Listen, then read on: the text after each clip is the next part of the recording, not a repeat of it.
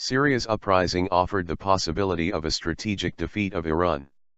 In this scenario, Iran would be weakened by the collapse of Bashar al-Assad's regime, its single Arab ally and a vital link to Lebanon's Hezbollah militia. Isolated, Iran would become more vulnerable to international pressure to limit its nuclear program. And as Iran's regional influence faded, those of its rivals, U.S. allies Turkey, Qatar and Saudi Arabia, would expand. Instead, events in Syria are spinning in Iran's favor. Assad's regime is winning ground, the war has made Iran more comfortable in its nuclear pursuits, and Iran's gains have embarrassed U.S. allies that support the Syrian uprising. What's more, Iran has strengthened its relationship with Russia, which may prove to be the most important strategic consequence of the Syrian conflict, should the U.S. continue to sit it out. Part of the U.S. calculation in declining to intervene has been the assumption that Assad would inevitably fall. The U.S., apparently, did not consider the implications of leaving the door open to a comeback by Assad. Reinforced by Hezbollah fighters and armed with Iranian and Russian weapons, the Syrian army broke through rebel lines in the central city of Al-Qusayr last week. The symbolic victory has dashed hopes for a quick end to the regime or a diplomatic resolution to the fighting. Syria is now a proxy war, the outcome of which will determine the regional pecking order.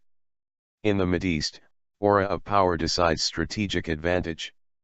Hezbollah's prowess in Syria is a blow to Saudi Arabia, which has supported Hezbollah's political opponents in Lebanon. The Syrian army's gains are a setback to the Saudis, Qataris and Turks, all of whom have backed the rebels with money and weapons. The U.S. has withheld lethal aid, not to mention military action. The Obama administration has eschewed intervention in Syria as a slippery slope to full-scale war, a costly repeat of the Iraq fiasco. In making this case, however, the administration sends a strong signal that it also would not go to war against Iran, despite President Barack Obama's statement that no option is off the table when it comes to stopping Iran from acquiring nuclear weapons. When U.S. officials say their options for intervention are constrained by Syria's air defense systems, they are also saying they fear Iran's. If there was once a realistic hope that Syria's civil war would isolate Iran, that prospect has dimmed. Russia has assumed all along Assad could win, and thanks to Iran's support, that now looks like a realistic outcome. Having already absorbed the wrath of Arab public opinion for supporting the ruthless leader, Russia has little reason to switch sides. By sticking with Assad, Russia projects the image of a steadfast ally that doesn't bend to international pressure, in contrast to the US, which appears to want to wash its hands of the region and pivot away to Asia. Russia's nominal support for international pressure on Iran's nuclear program notwithstanding, the two countries have long cooperated in the Caucasus and Central Asia to shape regional politics and minimize US influence. Common ground on Syria is deepening their relationship. The longer the Syrian conflict draws out, the closer this alliance will grow.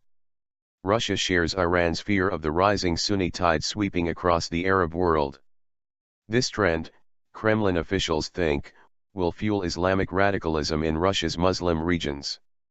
They see Syria through the prism of the war in Chechnya and fault Turkey, Qatar and Saudi Arabia for supporting Sunni extremism first in the Caucasus and Central Asia and now in the Middle East. They see themselves fighting alongside Iran, against America's allies, in a war against Sunni radicals. If successful in Syria, the Russian-Iranian bloc will seek greater influence in new areas, such as the Persian Gulf. It's worth noting that Russia invited Bahrain's Shiite opposition party, al-Wifaq, to visit Moscow in February. The US may be content to leave the Middle East and its troubles behind, but that feeling will be short-lived if the legacy of its Syria policy is a region dominated by an aggressive Russian-Iranian axis. Vala Nasser is a Bloomberg View contributor, Dean of the Paul H. Nitze School of Advanced International Studies at Johns Hopkins University, a non-resident fellow at the Brookings Institution and the author of The Dispensable Nation, American Foreign Policy in Retreat.